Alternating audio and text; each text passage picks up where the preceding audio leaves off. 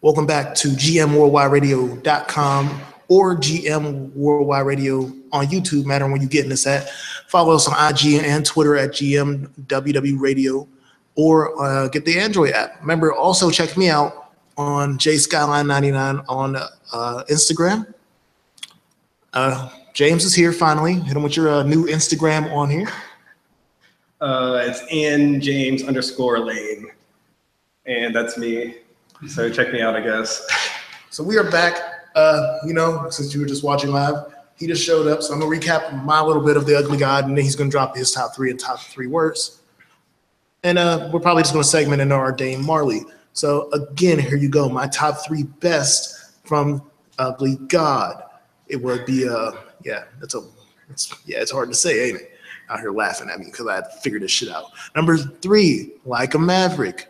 Number 2, Bitch. Well, actually, Bitch, because it has an exclamation point, so I had to get that elevation in there. And number 1, Fuck Ugly God, which somewhat is how I felt after I finished this. So hit them with your top 3 best and worst, in the way you want to put it. All right, so we'll go with the bad because, I mean, that's what it was. So 3 would be Stop Smoking Black and Milds. That was just a terrible song. 2, I'm Trying to Fuck.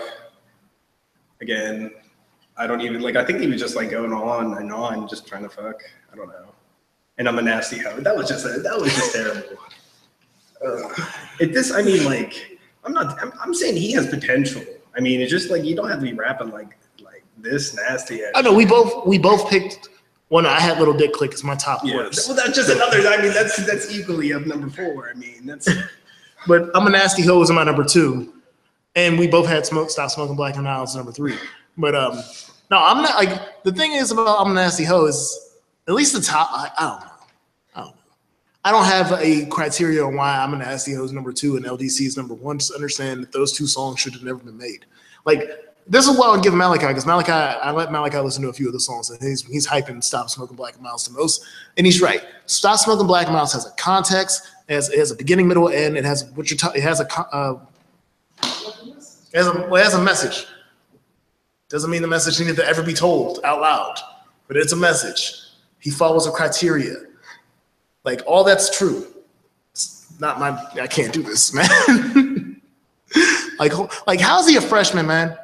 That's all I want to know. But shout out to the Booty Tape by Ugly God. I'm giving you a 1. Okay. All right, go finish off with my top 3, and then Like a Maverick, I had that one. No Lies, I'm only shout out to Wiz. I mean, it wasn't really the greatest song. I mean, I feel like he didn't put any work because he knew Ugly God wasn't putting any work. We were talking earlier. We figured out that Ugly God and Wiz are signed to the same label. Are they really? Yeah. Well, in one of those extended ways, but they're both under Warner in the end. So that's why Wiz is there. I guess he's just all right, I'll just do it. So what's your number 3? Number 1 was Fuck Ugly God. It was pretty good. I was surprised it wasn't that bad. Probably the best one. It was the best one out of this whole entire mixtape. Also, because it's interesting to me when I notice this type of stuff now. 10 tracks, 23 minutes and 49 seconds. That's short as fuck. Yeah. Some of these, there's 3 or 4 tracks that are less than 2 minutes long. What you gonna give him a number wise, man? Oh God. Remember 5 gavels up, 3 negative or -5 gavels down. Can you get a goose egg? You can give him a goose egg. Okay, that's not bad. I'll go with the neutral goose egg. 0. All right, so in the combined score, it'd be a 0.5. Again, man, the thing is, it wasn't putrid. Because I went in thinking I was about to get negatives out of this. It's not that bad. Yeah. Again, he produced damn near every track, and none of the production's bad. None of that's probably what makes it not get a negative is that at least the beats can get me through a little bit.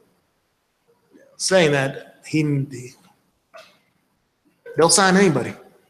They will sign anybody. Saying that, we're going to jump over to musical royalty. He's a legend in more than one genre. He's a legend in multiple countries. Fuck just America and Jamaica. Africa loves him. South America loves him. This is a universally loved artist. Like there's not a lot of people where I can ask people and it's like you don't hear a lot of people say anything bad about him. You might have an argument about who's better between him and his brothers, but being the youngest out of the bunch, I think we let him slide. It's Damian Marley Jr., Stony Hill. His first solo album in 12 years. Now, I did check. He dropped about 8 albums in between with other people like Nas and his brothers. But when it comes to his message and his solo aspirations, this is the first time he's been out here by himself since Welcome to Jamrock. The classic Welcome to Jamrock, I would say. And let's just get into it, man. Like I said, this is a special album. This is a pretty cool album. I mean, I was looking into a bit. So like Stony Hill's about like, that's where he's from. And then that's just strain of weed that he's growing. And what he did was, if you watch Medication, one of the songs, the video, that's actually his facility, which is actually an old jail that a lot of Jamaican people were actually going to jail for. He repurposed it, and it's a pretty big facility. So it's said it was like 77,000 acres or something, but no, not acres, square feet. But yeah, it's pretty interesting. I mean, what he's been doing on the side, and then plus he's making this whole entire music. So. Oh yeah, everything you just said is news to me. So that's cool. Again, man, he cares about the people. He's one of those people that says he cares about the people, and we know he cares about the people. He's made that an honest thing with him. In the album, the first 4 tracks, cool. Intro, Here We Go, and Roar are cool to me. I don't like Nail Pawn Cross. It's just not my cup of tea sound wise for this album. Mm-hmm. Not the worst track. There's definitely one worse track than this. But to me, the album starts with Medication. And then from there, it's just a musical masterpiece to me. There's only really one other truly bad track after this point. And this is going to be deep, man. If you listen to John Legend, I just want to say this about this song before we go any further. Autumn Leaves, track 10, reminds me of the first time I listened to Beautiful People by John Legend. Like, it has that impact where you're just sitting there and it's just like, wow. Like, it's not like I'll never say he's Bob. That might be his closest moment to being like his father. Because I actually think like out of all because of his hip hop, he's more hip hop than his brothers. He doesn't get the credit of being like his dad as much as like Stephen or Ziggy, who Ziggy is like a reincarnation in some people's eyes. But that was like, Autumn Leaves, man. If anything you get out of this review from my part of it, go listen to Autumn Leaves. Saying that after Medication, Time Travel's a beautiful track. Basically, like I said, anything like Living It Up, great track. It was one of my honorable mentions. It's like the club track to me, but I like it. Looks Are Deceiving and The Struggle Discontinues. They both have strong messages. Very strong messages. Very like sonically, it's just beautiful fucking music. Like I'm not a huge reggae person. Like I'm not gonna be out here telling you that I've listened to reggae for 20 years of my life and that I'm a Rasta on the inside. Like I'm not out here to tell you all that. But I've dabbled in it back and forth. Mostly his dad. Like I listened to a decent amount of his dad, but I've never got into the current culture. Outside of him and like Junior Reid and Movado, the guy that's signed to DJ Khaled. But this right here, like Everybody Wants to Be Somebody. Oh, all right, yeah. I almost forgot because I was trying to figure out what the third song was. Everybody Wants to Be Somebody was annoying to me. It was really repetitive. And then Grown and Sexy was garbage. What? All right. That's where we have an argument. All right, that's where we have an argument there. That's a good one. That to me was probably the worst track on the album. Like I said, we'll get to the top 3 and top worst later. But that's where I was just like, oh, I'm out. Like I don't even know what I'm listening to. Compared to Upholstery or Upholstery, yeah. Upholstery. Sorry, but that to me was the real love song to the album to me, where I can like listen and be okay. Where Grown and Sexy was just like, y'all think this is gonna be played on the radio? Because this is a little too corny for the radio for me. After that, my low-key favorite, one of my low-key songs, it's like number 4 on my, like it just missed my top 3 just because of a weird feeling about the auto tune, but Perfect Picture is a beautiful track to me. Like I said, I don't know for that. Yeah, I wasn't ready for auto tune in Jamaican, like that reggae. I wasn't ready for it because I just don't think his brother needs to use it. No, he doesn't now. And it was actually, that was a really, I mean, even with it, it was a pretty good track. But there's that part like when he's saying like the words that aren't repeated in the hook, and then he says perfect picture, it sounds weird. It sounds like just like either putting in the words perfect picture after he says the hook, which I'm fine with it, but that was like my one reason why I was like, I hear the flaw in the song. Like I can hear the flaw in the song. That's what's weird to me. So even though I like the song a lot, it has that weird thing that's like that one tick that you hear all the time in your crib or something, or like when the fucking fire alarm goes off. Or not fire alarm goes off, when the fire alarm battery dies. It's like that. It's just like, I noticed it. After that, So a Child May Follow, beautiful. Like, I don't even know, like, it's hard for me to describe what this album is to me. Because, like, again, it's eye-opening. It's refreshing. I feel like I listened to this album with my son, not all of it, but parts of it, like majority of it. After that, Slave Mill's, Slave Mill. If there's a second track after Autumn Leaves to listen to, it's Slave Mill. That boy's out here getting bars. The fucking hook is dope. That hook is so just, it's like wordplay. And it's, like, I wish I could get the ringtone for Slave Mill, man. Because it's real. Like, it's one of them songs where it's basically telling people, like, even though you don't think you're slaves, the slave mill, what did he say? The slave mill's running slow, but it's still here. It's basically what he's saying. Like, hey, it might not be the same plantation pumping out cotton every day, but we still got you niggas. And it's still here. It might not be the same, but it's still here. And he hits that he hits that perfectly with that track. Then Caution is like what? The next like party type of track. Like Caution's a little bit more upbeat. Still serious, but it's like the last upbeat track before Speak Life, which again, this is why like people think I'm anti-religion. This album I do notice has a lot of religious aspects to it because I noticed he uses the word the meek will. What's the album? The Bible thing? The meek will rule the earth or something. He says the meek shall inherit the earth a lot on the album, and he speaks again on that on Speak Life, which is kind of funny. It's the last time I used the word meek for anything. I was comparing Meek Mill to being the actual meaning of meek. But like I said, this is a religious album to him. People that understand, what do they call it? Jamaican lingo in English. Like there's a lingo to it, like because it's English, but they'd be saying words that have other meaning that I don't understand. So if you can get into the context of certain things, again, I love the album, but I'm not out here in that lifestyle, and I'm reviewing albums. I'm not out here doing history projects on broken languages. So just like I said, if you'll hit me up on Facebook or Instagram, just let me know what's up and give me a little bit of backside on some of the things he's talking about. Because like I said, I'm starting to understand the religious wordplay in some of the parts of the album, but I don't know what it's about. So run down your pros and cons of the albums real quick. So I'll say pros. I mean, it was probably, this is 12 years and this is what you get is, I would say probably better than what Dr. Dre did. I mean, that's my opinion. Oh yeah, if you're gonna talk about detox amount lengths of weights, yeah, this is better than Compton. I mean, like 12 years. I mean, but he was doing a lot of projects and this and that. I mean, again, his album with Nas is almost a classic to me. It's like knocking for classic rating to me. So that was good. So I mean, this was great. I mean, pros, I'd say. I mean, he was just expressing what just the one love type deal was. He's like, he's a Marley, so.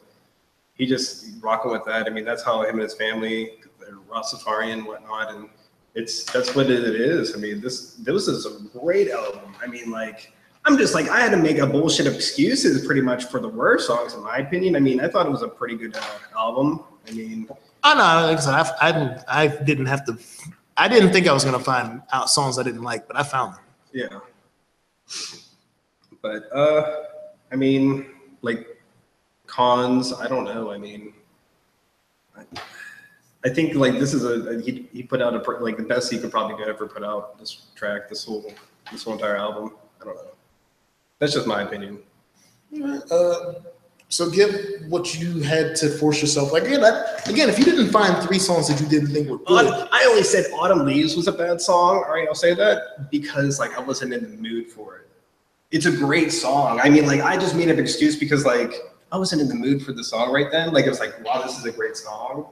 But like I was listening to, I mean, like after you were listening to all these other like songs before that, I was like, I wasn't ready for the switch up like this. Like, no, Autumn Leaves is definitely by itself from what it sonically does because it's an entire song of him singing. Yeah, and it's almost like him singing in a falsetto, like he's not in his full raspy Jamaican sounding voice in that point. Not until like the very end of the song, where like end the song. But I mean, I'm just making up excuses at this point. That's what I'm saying. Like. This is a good album. I mean, so what you liked? No, well, finish your list, and I'll do my list. I mean, that was the #1 worst, and then like, Looks Are Deceiving. It had like a lot of instrumentals, but they were really good instrumentals. So I mean, like, I don't know. I mean, that was just me. I mean, like, the tracks are good. Speak Life. It was. I don't even know what the reason why. I think I just threw it on there because I was just probably just throwing extra songs. It probably wasn't the greatest song out of the top. Okay, so what was your favorite 3? Let's get favorite 3. I would say Living It Up. That was #1. I really like that. Medication. And then Grown and Sexy was #3 for me. I was gonna maybe put the Auto-Tune one. That was that Perfect Picture. Perfect Picture. Yeah, I was gonna put that up because I really liked that. That was actually pretty good. I was like, I wasn't really ready for it at the beginning. Like, it comes in straight in Auto-Tune, and then it just switches up, and then like Damien just starts dropping bars. I'm like, oh, like. All right. Well, I'll give y'all my worst 3 first, and then my top 3. And it's weird for me in my worst 3 because like, you take these 3 songs off the album, and I give this a 5. Like it's actually like, especially at least 2, because with Everybody Wants to Be Somebody, I just think it's corny. It's not bad. I just think it's corny. It's that Jamaican vibe. It's like but it's like overly repetitive. It is. It's a little bit repetitive. And there's other songs on here that are repetitive that I like. Like, you know what it reminds me of? It reminds me of one of the public service announcements from the 90s when they used to do the commercials where it's like, everything a girl do, I can do better. It's like that to me. Okay, yeah. That's where it is. And again, anything I can do, a girl probably can do better. I'm not knocking that. I'm just saying that commercial got real drawn out after a while. But yeah, that's how I feel about that song. So that would be my #3. #2 would be Grown and Sexy. Again, it's just for what I expect out of both Damien and his brother. That was soft. Like, and again, there are R&B tracks on here. There are songs about women and love on here. That was just not me with Grown, because it sounded like their forced approach to try to get a little raunchy with it. And they can do raunchy. I've heard it before. It is just like, that wasn't where I was hoping it would go. And then the worst song for me was Nail Upon the Cross, which I might just not get it. That's one where I might have to do some research. Like I understand Nail Upon the Cross, but I didn't get anything out of that track. Anything. To my favorite 3 tracks. These are the hands down. These were what I wanted to listen to over and over again. #3. I noticed I never fixed this on my personal. #3. Time Travel. It's like introspective wordplay on the world around you, what the governments are doing, what the planet's doing, and just like trying to tell you the truth in not just one of those crazy the world is flat type of ways. #3, Slave Mills. Like, Slave Mills should be played in school. Like it's a rap song. It's not a singing or a reggae song. But like, it's just one of them songs where it's like, it's telling you the truth, man. You out here buying all this stuff, do whatever you want, man. You still a slave. I'm still a slave. Like, we slaves. Like, it's one of those, like, I ain't trying to be in, like I said, a conspiracy theory racket, but the reason I picked those 2, my songs, 3 and 2, was their meaning was so strong. And then my favorite, which is his least favorite, which is funny, is Autumn Leaves. I love Autumn Leaves. I don't know if I was in the mood to listen to Autumn Leaves, but when Autumn Leaves came on, it turned me to that mood. It wasn't like, because you're right, if I go back to the track list, Autumn Leaves is in a weird place. It's definitely in a weird place if you look on the album. It's in between the Struggle Discontinues and Everybody Wants to Be Somebody. Actually, I understand the placement. That kind of brings it back up, kind of. The everybody wants to be somebody part, yeah, because it's about the same topic, except I just think everybody wants to be somebody's corny. But it's around the same topic as Autumn Leaves. But yeah, like Autumn Leaves to me is just like I said. It's just like the Jamaican version of Beautiful People to me. That's all I could think of. Like, it's just like when I heard that song, I thought of Beautiful People. And just how I thought that song could bring people together if the right people listened to it. Like, I feel like that's the song they should have started playing over the loudspeaker in Charleston or Charlottesville. Sorry, like that's where I was like, oh no, this song catches me. But he is right; it doesn't sound like any other tracks on the entire album, and it is kind of an outlier. If I'm going to be doing an honest review, like it's an outlier compared to the rest of the tracks. I think it's a positive outlier. Oh no, it's good. No. But just like I was saying before about Tyler, the Creator's album from last week, if Autumn Leaves was the lead single, that would have been deceiving. It wasn't. Medication was. But if it was the lead single, I would have actually had to admit that it was kind of a deceiving move. But again, I'm overly happy with this album. And you're right. After I said, even though it's Everybody Wants to Be Somebody could probably have stayed on the album and still got a 5 out of me, just because it would have been like the kid track. But Nail Upon the Cross and Grown and Sexy are that bad to me. Oh man. Like I said, I can't okay. I defended Autumn Leaves. You can defend Grown and Sexy. I'll have to listen to it right now.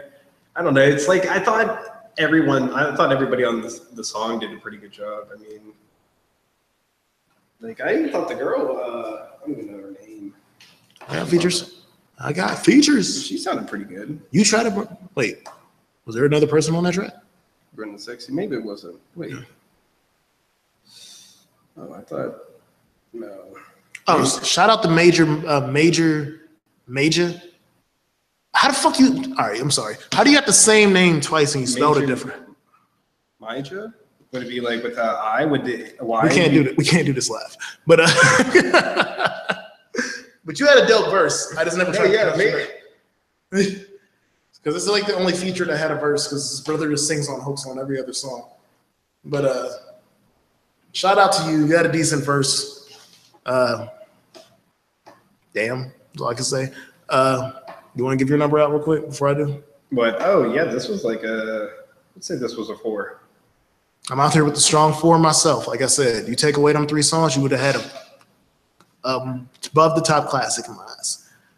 This can still grow to classic level. Again, maybe I have to re-sit down to Everybody Wants Somebody again. That's the one where I'm like, I can maybe let that slide if it was still on the album and give it a 5.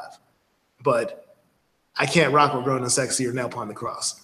Everything, like I said, even like Here We Go and Roar that aren't exciting tracks to me, I could live with it for them being there. So shout out to Damian Marley. Again, shout out to giving me Autumn. Like, I'm happy. Like I could give all the albums reviews, and there's not a lot of albums where that song's gonna be in my rotation for years. It's one of those things. Like I feel like I could just that song I could just rock with, and I'm happy. Like that's something I'll definitely say. Autumn is a great song for 2017 for what we have going on. I think that was a good one. I probably will be a few months before I'll listen to it again. Like I said, I think it's like a mood. It's like you got to be in the mood for it. I mean, that was just me. So maybe next week I might just be like, oh, you know what? I'll be feeling the song right. You know, it's a good. So I mean, I really like it. I think everything he did and I think the whole production, everybody who worked in this. I mean the band. I mean. Everything, everyone who put in work, it was great. So yeah, definitely shout out. All right, so we are about to get into the live hometown artist of the week. That's a start off. I don't know if that's gonna be the permanent way we're gonna do this. Like I said, every week we try to do one local artist. I don't care if it's your homie from next door, or if it's Wiz Khalifa. Somebody from Pittsburgh is supposed to get reviewed on this show every week, no matter what. Saying that, this review has been long overdue. Not this mixtape, but just this artist in general. I forget the artist he was rocking with when I first got my Rap Cherry show, but he was emailing me and Malachi early about trying to get on the shows interviews. He's a worker. I've never met the man personally. I see him on social media constantly promoting himself. And I got to respect that. And what? Is he Lincoln native? I'm not sure. We'll find that out. I don't want to disrespect nobody on their side of the city. But it's Guala Guala, the good and the bad, the mixtape. We can kick it off. You want to kick this one off, James? This was all right. So it was an 8-track mixtape. It was pretty good.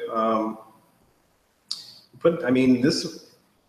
I don't know. He works a lot. He sounded like. I mean, he pulled the like. I feel like this is like the Kendrick thing, or I don't know if this is someone else does this, like Slick Rick or Shock G changes up like their like voices go different voices. Sound like he was like two different people. I was like, because we talked about this earlier, and I was like, wait a minute, I thought there was people featured on this. Like, it was like, no, this is him. I'm like, oh. Shout out to because I remember when I first heard Walla, she was featured on the song. Shout out to J Lex, because I've always wanted to hear a solo project from J Lex, and she murdered her feature on this project on Need Ya. But yeah, I felt the same way. Now again, this is my first listen, but all right, we're gonna just start off with this. I don't need any more songs about Molly. Molly came out. I think Molly came out last year. I could be wrong, but I remember him having a strong campaign for Molly. Like there was a lead up to this song. It's a decent track, bro, but I don't need any more tracks about Molly. Anymore. I got that up there. That's honestly probably like the only song that that's probably the only song that I truly, truly don't like. Yeah. Saying this, my only thing about this album is all these songs are good. I give you a lot of props because I have an issue with Pittsburgh artists not being able to make songs that couldn't be transitioned to radio. And I'm not saying you got to like change your whole life and start doing Jordan York tracks. I'm just saying that did you have crossover appeal in my eyes? Saying that, I have a hard time figuring out who Guala Guala is. Like, this is my first project listening to you. And the fact that I never thought of this until now, or at least not in a couple of years. You have a very good understanding on how to use autotune, a perfect understanding how to use autotune, to the point that I think it actually hurts you, because like you're changing your pitch. Like I think the thing with autotune is if you're going to use it, I think you should have one signature sound of your autotune, and you don't have that. There's songs where you sound like Drake. There's songs where you sound a little bit like Young Thug, and then like it sounds like, and I have no issue with this. I do like this. It sounds like you're featuring yourself sometimes. Like you might sing for 2 verses and then start rapping. Like I said, it's all over the place in that sense to me. Like I said, the songs are good if they were all singles. But as a project, this one is kind of hard for me to actually grasp and figure out what's going on sometimes. Now again, party banger. So A&L is my shit. Yeah, All Night Long. That is my shit right there. That's one of the ones where I feel like I actually got Guala. Like I actually feel like I got the flow and everything that you gave that I was supposed to hear. Need Ya, like I said, you and J Lex is I hope you and J Lex will drop like a whole album or something together. Not album, like an EP or mixtape together. Like, y'all two have chemistry, and I remember that. Like I said, I forget what this original song y'all had out, and I think y'all had a video for it or something. But that was dope. No More Mr. Nice Guy was cool too as an ending track. I could rock with that. I'm not really into Money Dance. That one was like another one of those downers for me. Like I said, it wasn't. I didn't like that one. Like for me, like I said, another one of them tracks. I forget if that was the one that because again, like this is why I can distinctly say, at points of the album, especially with the autotune, I hear a lot where it's like you sound like Drake. What was the One Love song? Because you got one song, which is a beautiful track. It sounds like you're singing through the most of it. I think it's Why. It's either Got What You Want or Why. You know which one it is? There was 2. Yeah, it was Got What You Want and Why were my. Like, I think those were auto-tune, like a little bit too much for me. See, I rocked with them, but I was like, yeah, they were good. I rocked with both of those songs, but it was like at some point I'm like, this sounded like this could have been on Take Care or any other old Drake album that I can forget the name of at this point because I don't listen to Drake anymore. But it just sounded like way too similar. Again, Molly and Money Dance are the only ones I'm just like, I'm out. I don't want to listen to these anymore. Money wasn't that bad. It wasn't that great to me. But outside of that, the rest of the tracks are good. These are all good songs. But for the next time, because I'm going to review Guala again, and he's going to be in here, but like for the next time I hear Guala, I'm not saying I need to hear your story about how you came up and all that bullshit. I just want to hear a sound. Like I need to know what I'm like. I want to hear the sound that is Guala. What am I like? Again, I feel like sometimes your influence of whoever you listen to growing up or now overtakes who you are. And that's where I'm like, my issue with the album is like, so these are good songs, greatly produced, great delivery and rhyme structure, great. Like I said, anybody that you talk to that knows me knows that I'm one of them few niggas that fucked with auto-tune when it started, and I never really fell off with it. It's just that you got to use it right. I don't think Ron Bros the Future. I think them people are garbage because they don't know how to physically use the tool. You have a really good understanding of the tool auto-tune. I just want you to strip it back now. I'm not saying go out and fuck your voice up, but now just like figure out the lane of auto-tune you want to use exclusively, or not exclusively, but the majority of the time. And then I think things will work. Like I said, I'm excited to listen to another project. I just need more depth.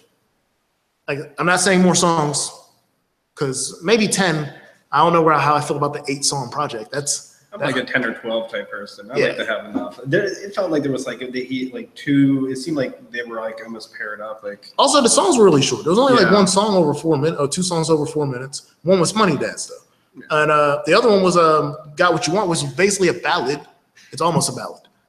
So like I said, I'm definitely interested in hearing the next project. Also, like I said, I think I'm going to actually try. Like I said, if he's not mad at what I just said, like I said, I'm hoping everybody has open minds. I would actually like to chill, like I said, see what his process is one day. Maybe go see how he's kicking life and stuff. Do that the behind the scenes series that Malachi was always talking about. So I feel like, but again, this to me is decent. You got anything else you want to add on this before we get into our numbers? Yeah, no, I definitely, I wanted more. I wanted to know, definitely. I wanted to feel like, who is Guala? Guala. Is he like to be called Guala or Guala? I don't know. But no, I'd definitely like to hear more. I mean, it felt like, he definitely needed some work on the auto-tune. I will admit, I didn't like the opening track, Boss Baby. It was just a weird song for me. Yeah. So, but I guess let's get into the top best and top worst. I mean, I've only said there was 3 bad. There was only 3 songs I really didn't like, and they were all early. Which I guess I always have this. This is the issue about an 8-song album. Is I talk about the beginning and ends of albums, meaning like I'm usually cool with the fillers like directly in the middle. There's no real place to put filler, so you either have to put it in at the beginning or the end. With this album, it's a whole bunch of the first 3, like I said, outside of A&L All Night Long, which is a banger, and I felt like they could be playing in clubs. Boss Baby, Smoney Dance, and Molly I could live without. In a direct order, I would say Smoney Dance is my 3, Boss Baby's my 2, and again, Molly will be my worst track just because I don't want to hear about Molly no more. And the fact that it's just the name. So it wasn't even like a clever way to do it. And this song, like I said, I think this is the oldest song on the album. I could be wrong, but I think this is the first release. What's the single? Yeah, I think that was my number 1 worst. Yeah. I can definitely care less about Molly. I mean, we've heard it all. I mean, don't really care. But then, like, I put down Just Got What You Want and Why. They're kind of pretty much paired for like third or whatever you want to consider that, or I mean, like second and third, because like that was the auto-tune ones. It wasn't too crazy. Like I have to be really like committed to like a good auto-tune. Like Travis Scott's like, you got to have some either really wild, crazy auto-tune, or you got to have something like, very distinctive.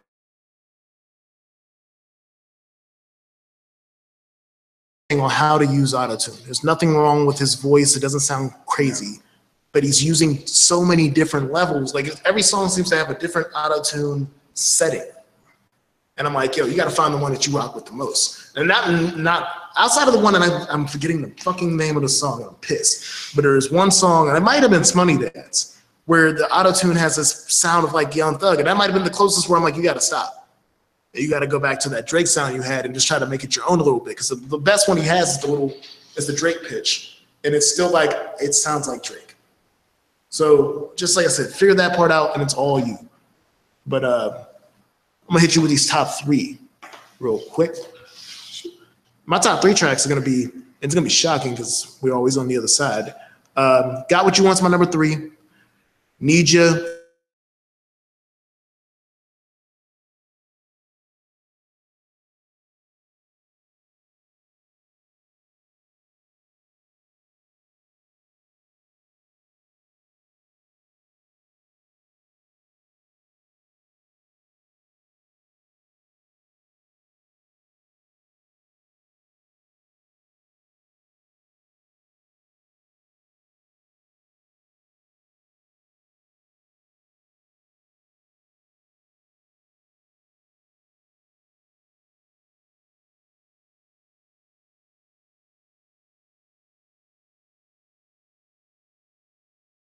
But that was the song where I was like, oh, yeah, All Night Long and No More Mr. Nice Guy were the 2 tracks where I'm like, I think this is Guala. This is the dude. This is the guy that I'm going to rock with when I hear him live. Like, when I heard No More, because it was just like that moment where it was like, he's done, he didn't feel like singing no more, which I'm fine with the singing again. It's just you got to find a lane for that. But when he went in on No More Mr. Nice Guy and he started ripping that track apart, I'm like, oh, okay. So I'm not going to be able to sit here and talk about singing and stuff this whole time. You got bars, and I give you that for that song. It's not my favorite, one of my favorite 3 tracks, but, and it's really just because to me, it's more of a statement than a track. So, but again, I fucks with it. If I was doing my top 4, it would have been 4 saying out of 8 tracks. So, but like, it's a decent track. Again, there's more good than bad on this. I guess I could definitely say that. Because to me, Boss Baby, I just don't like it. It's Money Dance and Molly I could live without ever hearing probably. So just where I'm at on that. You want to hit your score up before I hit mine? I'll give this I'm gonna give it a 3.5. Just because, again, this is 8. I want more. I mean, It's mixtape. Yeah, it's a mixtape, but at least like 10. Come on. Oh, that's between new. It's not just him. It's between artists trying to figure out what they want to call stuff. If you call it a mixtape, I'm rating it on a mixtape. For me, it's a 3. Again, and it's a low 3. Like it's like I almost gave it a 2.5. Like I'm not gonna lie, but I'm giving it a 3. Again, I just need a direction, man. Like it's a really weird where like I guess the direction is like a have fun, a vibe on this, but for 8 tracks. Again, like yours, I need to hear. I don't have a signature sound.